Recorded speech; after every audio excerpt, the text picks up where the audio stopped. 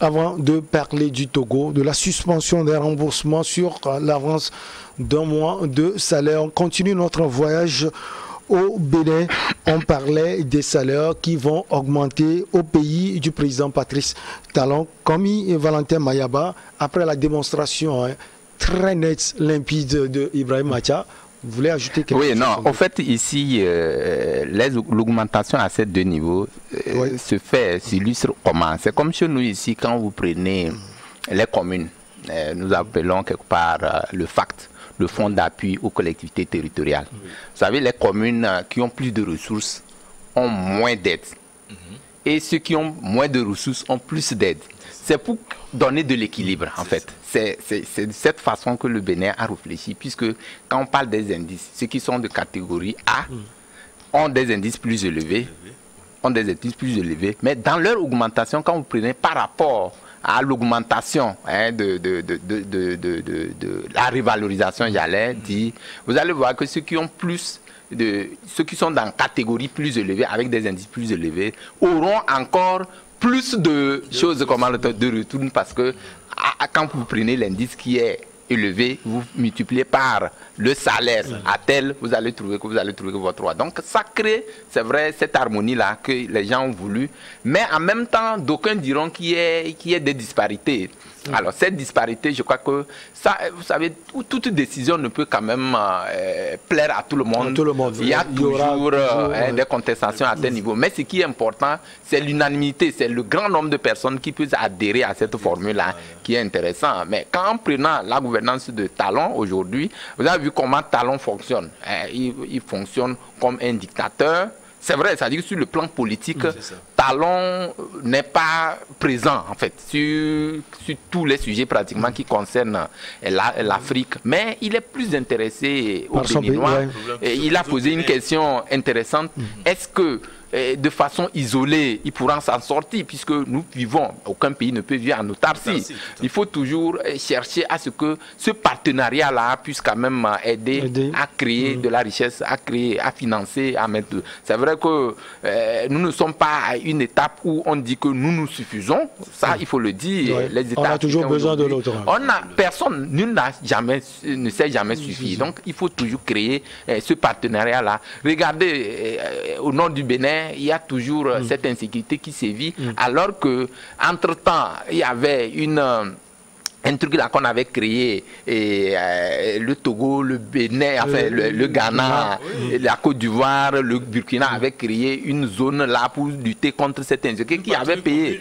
Voilà. Et donc, absent, le Bénin ne s'est jamais joint à ce... C'est le moment pour lui sans doute, parce que le nord du pays est attaqué. C'est vrai qu'il est attentif c'est-à-dire à la souffrance des Béninois, mais je crois que seul ça ne suffit pas. Il faut multiplier les efforts, ouvrir les vannes pour que, de par ces relations, on peut créer aussi, parce que, comment l'appelle-t-on, MCC aujourd'hui joue beaucoup, beaucoup, dans la création de la richesse, et même en termes de démocratie et tout ce que vous connaissez, il faut qu'il joue beaucoup, puisqu'on l'accuse beaucoup qu'il est toujours, il traque toujours ses opposants, et ça c'est des déficits démocratiques. Et quand vous partez sur cette base-là, c'est vrai qu'au niveau endogène, vous êtes vu, mais sur le plan diplomatique, ça risque un peu d'être difficile, et c'est difficile d'émerger. Et donc, c'est vrai qu'il fait un travail interne, mais au-delà de ça aussi, il faut créer d'autres mécanismes pour pouvoir aller de l'avant. Comme ça, je crois que ça peut aider le Bénin à être un pays, un modèle dans la sous-région. On peut quitter maintenant le Bénin pour le Togo.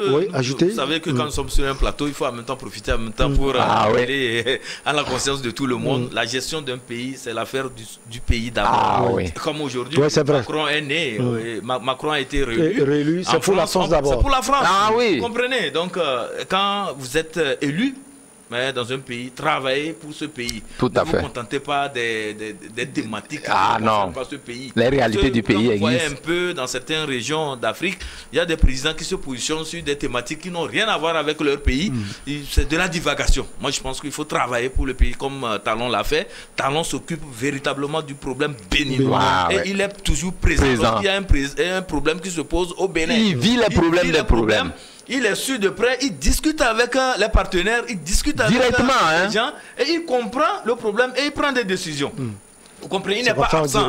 Mais quand il y a certaines situations dans certains pays, vous cherchez le président pendant des semaines, des mois, vous ne le retrouvez pas. C'est nationaliste. Et finalement, le problème passe comme s'il n'avait jamais existé. Ça, je pense que ce n'est pas une très bonne manière, une très bonne approche. Les gens doivent changer leur approche. Allez, on va au Togo. Bonne nouvelle pour les fonctionnaires. Le gouvernement a décidé de la suspension des remboursements de l'avance d'un mois de salaire accordé en début d'année aux fonctionnaires des secteurs publics et parapublics et aux retraités pour lutter contre la vie chère et soutenir le pouvoir d'achat des ménages. C'est ça l'objectif, comme Valentin Mayaba, lutter contre la vie chère, soutenir le pouvoir d'achat des ménages. Sauf que tout le monde n'est pas fonctionnaire au Togo. Non, en fait, c'est vrai. Il y a plusieurs couches, hein. Ça on parle des fonctionnaires. Bon, peut-être d'autres mesures vont concerner voilà, non, même au niveau des vont concerner d'autres couches également.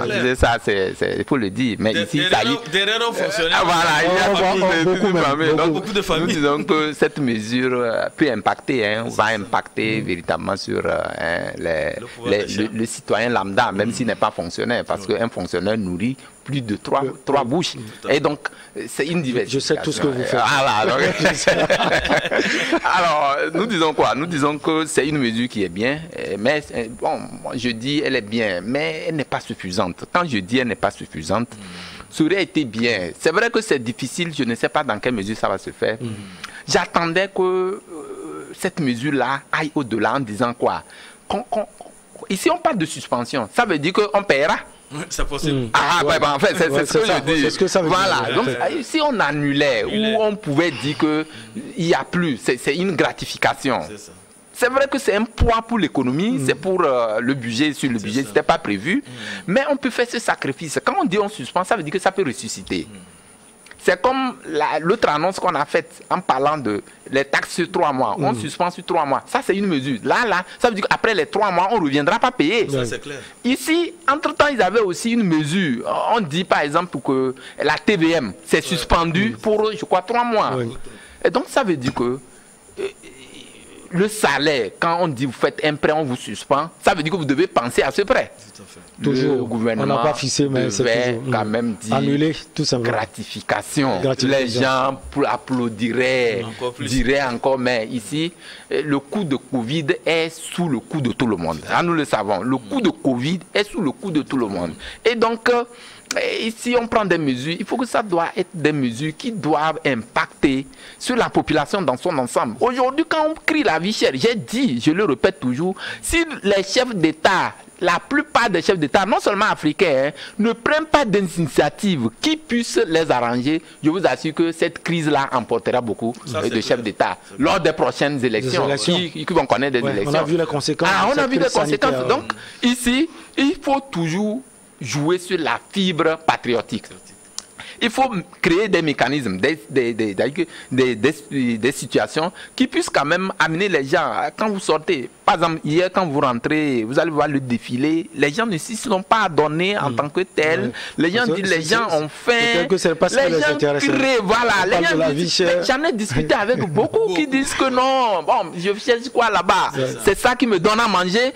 Mais ça, c'est des langages d'un citoyen lambda. C'est-à-dire que quand on parle de la fête nationale, ça ne doit pas être sur des clichés.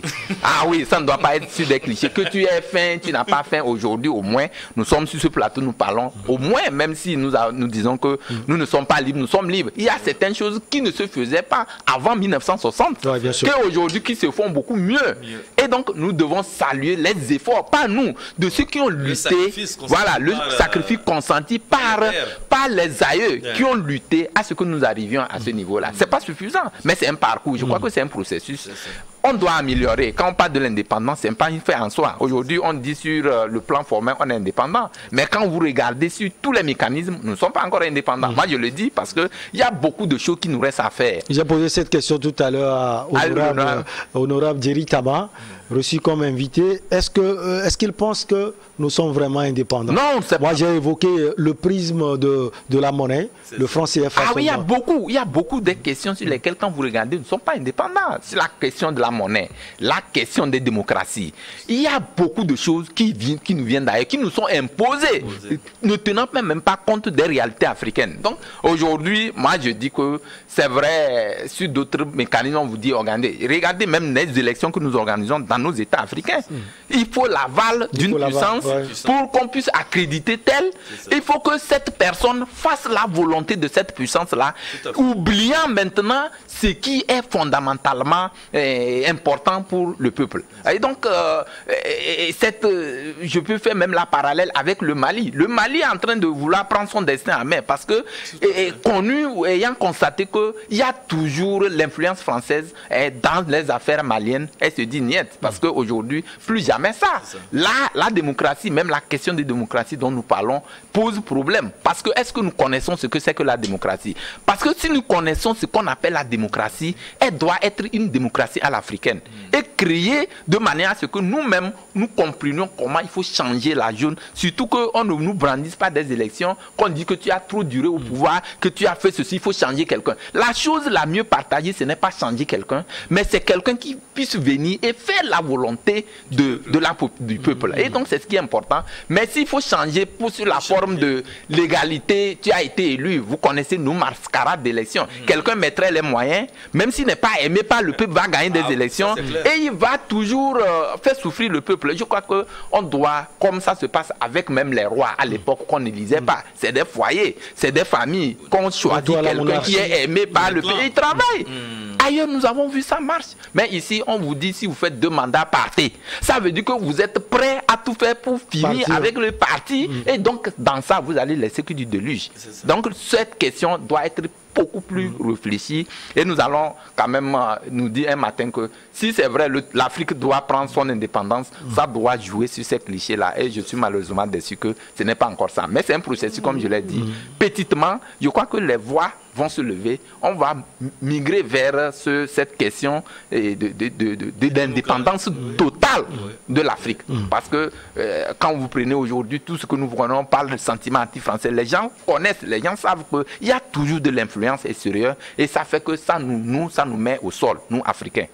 Alors, lutter contre la vie chère, soutenir le pouvoir d'achat des ménages, vous pensez, Ibrahim Mathia, que ces mesures du gouvernement vont impacter véritablement ces points ciblés? Mais vous avez bien fait de mettre véritablement. Ah oui, c'est ce qui est important, quoi. Sinon, la mesure, ou bien les mesures prises par le gouvernement sont des mesures qui peuvent amener un temps soit peu à revoir un peu le pouvoir d'achat des populations. Parce que quand on prend le cas des fonctionnaires, d'abord c'est un prêt qui leur a été imposé. Ils n'en voulaient pas. C'est pas, vous comprenez, ils n'en voulaient pas. Donc maintenant on suspend le paiement en tout cas de ces prêts-là. Moi je me dis que ça peut quand même apporter des ressources additionnelles. Parce que si on ne fonctionne plus, vous comprenez que ça va encore, le salaire à la fin du mois sera un peu relevé, les gens pourront faire face à la vie. Si des gens ont l'habitude de payer pour leur ménage l'électricité à 10 000 francs, si on ne fonctionne plus les 10 000, vous voyez qu'il y a 10 000 francs additionnels qui peuvent aider à s'occuper du foyer, à s'occuper du ménage ou bien à faire autre chose. Voilà, ça, c'est déjà très bien. Maintenant, quand nous venons au niveau des autres mesures qui ont été prises, mais nous n'allons pas aller directement vers là, mais il faut s'attarder vraiment au niveau des salaires. Je pense que tous les fonctionnaires, en tout cas, demandaient à ce qu'il y ait quand même suspension de ces prélèvements. Ça, il faut l'avouer. Et hier soir, j'ai senti un peu les Togolais un peu soulagés. Parce que quand mon confrère Maëva parlait du 27 avril, dans la journée, vraiment, les mines étaient vraiment très serrées. Très serrées. Vous voyez personne être en joie, même sur les profils. Non, c'était vraiment... pas le passé, nous voyons des fêtes de l'indépendance avec les couleurs nationales. Les gens sont aussi en train de faire le bilan de ces 62 ans. Non, à l'époque, ça se faisait. Parce que la vie chère, vraiment, était en train de dicter sa loi à la population. Elle continue, bien évidemment, pas dicter sa loi à la population. Les gens ne sont pas du tout contents. Et avec l'annonce faite par le chef de l'État hier, ça semblait amenuiser un peu la situation. Les gens étaient un peu les gens ont poussé un ouf de soulagement, bien sûr, au niveau des fonctionnaires. Mais maintenant, il faut aller vers des mécanismes encore plus pointueux pour amener la population à se sentir vraiment prise en compte par les gouvernants. Parce que quand vous êtes un gouvernant, avant tout, votre travail, c'est d'améliorer le quotidien de vos populations. Ce n'est pas de verser dans l'affairisme, ce n'est pas de chercher à faire le profit pour l'État, ce n'est pas de chercher à engranger des ressources pour qu'à la fin on dise que bon, l'État, tel moyen, non, ce n'est pas ça. Il faut améliorer drastiquement le quotidien des populations. C'est de ça qu'il est question. Parce que les gens ont placé leur destin, vous comprenez, entre vos mains. Donc, travaillez pour que ce destin-là puisse aller dans le bon sens. Ça, c'est vrai. Et non faire dégringoler le destin des gens. Quand je dis dégringoler, est-ce que vous sentez la volonté affichée par les gouvernants de pouvoir apporter des solutions à la vie chère? Le fait d'avoir pris des décisions hier, on sent déjà cette volonté d'améliorer le quotidien des Togolais. Mais sauf que les gens vous diront que tous les Togolais ne sont pas logés à la même enseigne. Parce que si les gens crient, on a faim, les prix flambent, tout ça là. Mais il y a des Togolais, surtout cette minorité dont on parle là, qui ne savent pas que les maïs, même il y a eu augmentation. Ah oui, c'est une réalité. Il y a cette minorité qui ne se procure pas des denrées alimentaires sur place. Tout vient de l'étranger, même jusqu'au petit chocolat. Il y a des gens dans ce pays. Donc ils ne sentent rien. Ils ne sentent pas. Ils ne sentent rien. Quand il y a quelque chose, ils dressent la facture, ils signent, c'est fini. Le chèque est envoyé, c'est fini. Ils ne sentent rien. Il y a des gens, il y a des Togolais qui ne sentent rien, pratiquement rien de cette vie chère. Il y en a. Si des gens vous disent, des gens bien connus, ceux que nous indexons comme la minorité là, si vous disent que non, la vie chère, c'est par hypocrisie, c'est par mimétisme. Sinon, ils ne sentent absolument pas ça. Il y a aussi des gens qui sont là-bas, mais qui sont en face de la réalité, parce qu'ils sont proches du peuple, donc ils peuvent sentir ce qui se passe. Quel genre de la minorité est proche du peuple? On aurait pu sentir les impacts. On aurait pu sentir cela dans le quotidien des Ces gens-là, ils ne font que monter leur immeuble. Pendant ce temps, les gens sont dans des taudis. Quand il pleut, mais ça ne va pas. Et ces gens-là, vous dites qu'ils sont proches du peuple. Non, ils ne sont pas proches du peuple. S'ils sont proches du peuple, ces gens-là plutôt devaient aussi se soucier de leurs voisins, dont l'habitation n'est pas assez décente pour pouvoir faire face aux aléas climatiques. Donc ils devaient plutôt descendre, les aider aussi à pousser leur niveau d'habitation et non ériger des bâtiments, augmenter, en tout cas, comme on le dit, des raies jusqu'à un niveau donné, au point où quand il pleut, même quand l'eau quitte là-bas, c'est sur le toit en même temps de leurs voisins qui est déjà dans une situation de précarité. Donc on ne sent pas cette solidarité nationale que les gens clament. Et quand vous c'est ce qu'il reste à faire. C'est ce qu'il reste à faire, la solidarité nationale. Le chef de l'État a parlé de la solidarité nationale, dont le Togo doit prendre des initiatives qui puissent amener vraiment vers cette solidarité nationale. Qu'on sente que l'État togolais est vraiment soucieux de l'état de déliquescence de notre vie. Que l'État togolais est vraiment soucieux de cette vie chère-là qui dicte sa loi aux populations. Vous savez, quand vous allez dans certains ménages ou même dans certaines concessions, la vie est dure. Je vous dis, la vie est dure. C'est pourquoi nous saluons les autorités togolaises qui ont très tôt compris que quand on parle de l'extrémisme violent, du terrorisme, ça rime avec la pauvreté. Et le programme qui est conduit dans les savanes est très salutaire. Mais le terrorisme ne s'arrête pas seulement là-bas. Peut-être que c'est la porte d'entrée. Descendre. Donc on doit viser là-bas. Parce que même dans quelques kilomètres de Lomé, mais les gens vivent les mêmes réalités que les gens qui sont on peut manipuler les gens à tout moment. Parce que quand vous allez dans certains hameaux proches de Lomé, l'eau est une denrée rare. Donc c'est la même situation que vivent aussi les autres là-bas. Donc essayez de revenir et que les mécanismes là qu'on déploie dans le cadre du développement à la base, que ce soit des mécanismes bien réfléchis, qui répondent aux besoins réels des populations. C'est en ce moment que nous allons sentir que l'État togolais est vraiment soucieux des problèmes auxquels sont confrontées les populations. Mais quand on va rester dans son 4 murs, on prend des décisions et on attend que les gens applaudissent, moi je me dis que jusque-là, il faut faire extrêmement attention. Il faut vraiment véritablement œuvrer pour que le Togolais retrouve véritablement le pouvoir d'achat quand le Togolais se lève, qu'il puisse acheter son ayumolu, qu'il puisse acheter son com pour d'autres, qu'il puisse aller prendre son zogban, et à midi, qu'il puisse manger son veille et autres. Vous et ça, c'est au Togolais de comprendre ce que vous dites. Zogban, ayumolu. Voilà. Mais si le Togolais se lève, il n'arrive pas à trouver son ayumolu, il ne boit pas son zogban, jusqu'à midi, il se cherche, il n'arrive pas à se retrouver. Vous comprenez que tous les discours peuvent passer dans sa tête. Et tous les scénarios peuvent être aussi, comme on le dit, peuvent traverser son esprit. Et là, il pouvait aussi être capable des situations les plus insondables. Donc, travaillons véritablement pour que le Togolais se sente à l'aise. Et cela doit passer véritablement par un travail méthodique sur la corruption. Vous comprenez? Et surtout sur l'évasion fiscale et les sorties illicites des fonds. Les gens prennent des milliards ici, ils emmènent ça ailleurs, pendant que nous souffrons ici. Vous comprenez? Pourquoi pas investir même ici? Mais il faut investir ici. Ça peut aider les gens. Et que en tout cas, ceux qui sont dans le business ici au Togo et autres là, les autorités, ceux qui sont nantis, aident aussi les populations à pouvoir entreprendre. Il ne s'agit pas de crier, on a le mécanisme d'entrepreneuriat, tout ça. L'homme vient avec son plan d'affaires qui va dans les millions, ou bien 2 à 3 millions, on vous donne 200 000. Qu'est-ce que vous pouvez faire? Vous ne pouvez rien faire avec ces mécanismes mis en place. Vous ne pouvez rien faire. Vous avez un chiffre d'affaires vous avez un business plan de 2 millions, on vous donne 200 000. Vous ne vous retrouvez pas. Vous ne pouvez rien faire. Et après on dit que non, on l'a aidé, ça n'a pas marché. Non, c'est pas comme ça. Il faut voir vraiment le business plan, voir éventuellement comment aider cette personne, pousser cette personne-là à pouvoir décoller son business. Parce que quand il y a un business plan, c'est qu'il y a déjà cette conviction qui est dedans. Il y a déjà une réflexion. Au même moment, il n'est pas le seul, peut-être. Il faut assez de moyens. Mais il faut les aider. Il faut aider. Même ceux qui osent là, il faut les aider. Il faut les pousser. Au lieu de prendre de l'argent, aller mettre à disposition de certains expatriés qu'on connaît, il faut aider les nationaux aussi à pouvoir entreprendre. Alors, on ne va pas, ou bien les Togolais ne vont pas attendre le 27 avril 2023 pour avoir d'autres mesures.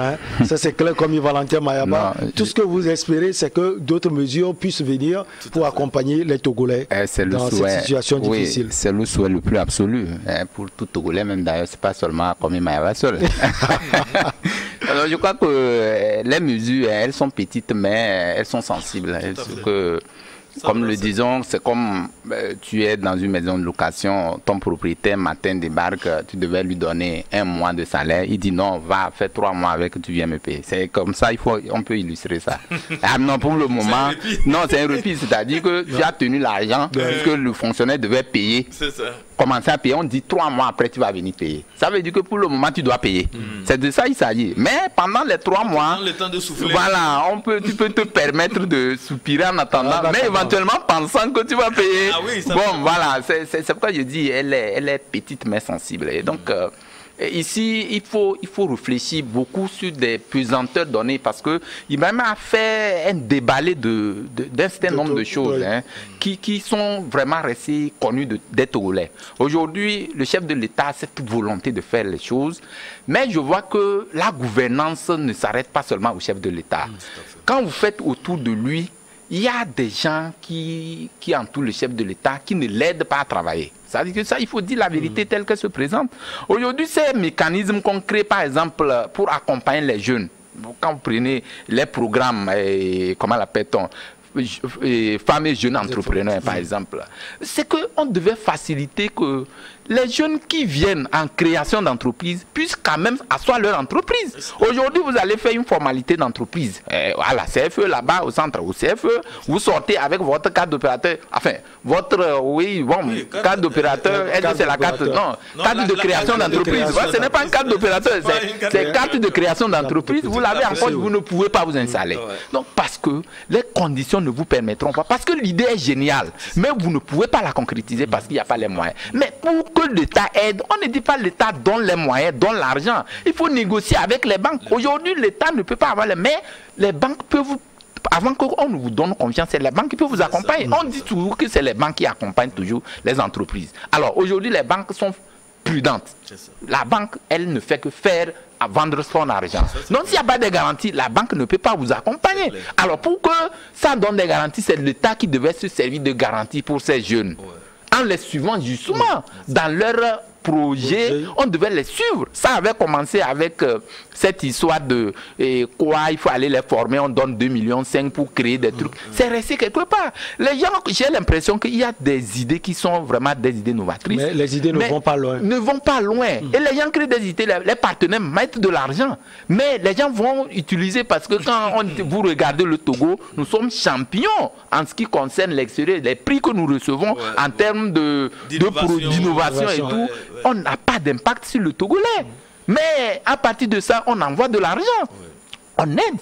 Mais nous disons qu'il faut vraiment que l'État doit être sensible, beaucoup plus sensible. C'est pourquoi le chef de l'État doit être très attentionné, il doit être trop proche de sa population, il peut même faire des descentes inopinées. Il ne faut pas attendre que les gens viennent lui dire qu'il y a tel problème. Ceux qui viendront lui raconter vont lui mentir, parce que ça ne va pas de leur intérêt. Je crois que des décisions qu'ils prennent comme ça, il faut aller au-delà de ces décisions. Il faut à un moment donné aussi penser, rehausser, comme Talon l'a fait. Nous l'avons dit, on disait que c'est bien. Il faut que beaucoup s'inspirent de la décision de Talon. Il faut réfléchir, même si ce n'est pas de la même manière, d'une autre manière.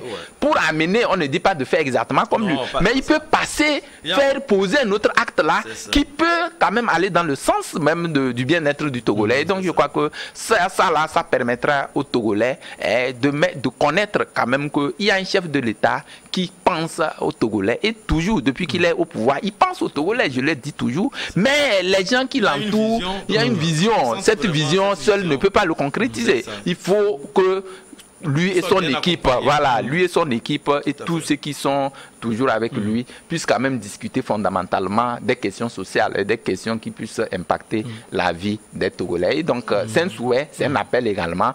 Nous ne sommes contre personne, mais nous sommes pour le peuple togolais. Et ce peuple togolais, c'est la grande partie qui s'y trouve dedans. Et si nous disons aujourd'hui ça va, ça veut dire que le chef de l'État aussi va se sentir heureux. Et donc nous sommes en train de demander à ce qu'ils prennent des décisions, c'est bien, mais il faut aller au-delà. On n'a jamais, ça ne suffira jamais.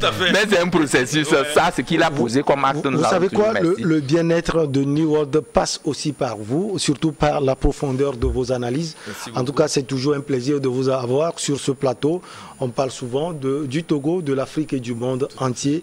Et nous espérons que nos chers amis câblés sont toujours satisfaits. Ibrahim Atia, un merci spécial à vous. Ça a été un plaisir de vous avoir sur ce plateau. Vous êtes le directeur de publication de Temps Nouveau. Merci également à vous, comme Valentin Mayaba, qu'on bouscule beaucoup ces derniers temps.